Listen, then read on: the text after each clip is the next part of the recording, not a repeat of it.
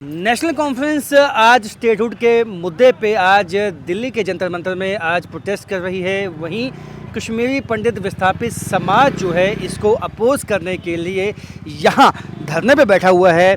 जानेंगे आप क्यों अगेंस्ट हैं स्टेटहुड के। जी भारत माता की जय, भारत माता की जय, वंदे मातरम, वंदे मातरम। हम इसलिए इसके अपोजिट हैं जी। हम पिछले 37 साल से रास्ते पर हैं। We have been thrown out from Kashmir, from our birth place, no fault of ours. हम चाहते हैं कि स्टेटहुड, इस स्टेट को स्टेटहुड न मिले, बल्कि जम्मू के रिफ्यूजियों और कश्मीरी माइग्रेंट्स के लिए एक सेपरेट यूटी बनाई जाए। ठीक है। अच्छा, सेपरेट ड्यूटी की मांग आपने उठाई है। आप युवा हैं और कश्मीरी पंडित समाज से हैं, क्यों ऐसा चाहते हैं? देखिए, बात है कि यूनियन टेरिटरी के अंडर में हमारी जो रिकॉग्नाइजेशन होगी वो अंडर सेंट्रल गवर्नमेंट के थ्रू होगी, क्योंकि मैक्सिमम टाइम आप देख लीजिए ये माइग्रेशन आज का इशू नहीं है।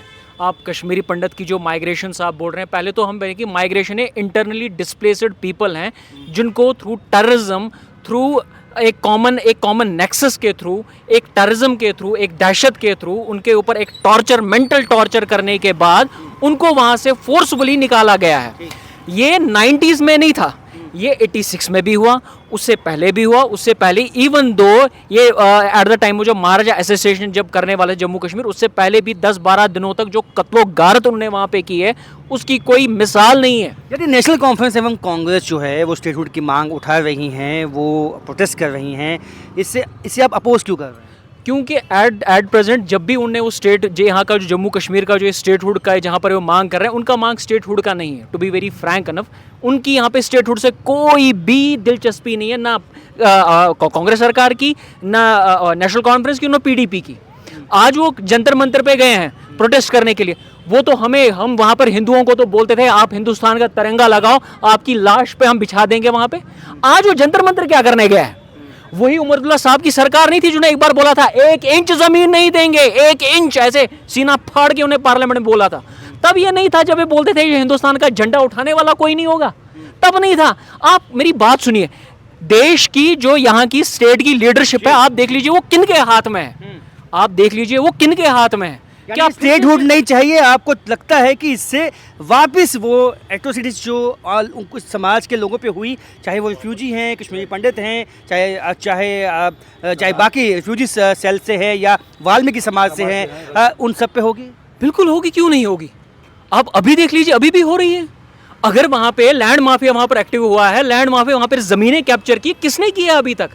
आप देखिए, 70 साल से आपकी सरकार थी, 40 साल आप हुकूमत किया, आपने मैक्सिमम टाइम आपके परिवार ने यहाँ पे हुकूमत की है, लोगों की सेवा नहीं की है आपने सिर्फ हुकूमत की है।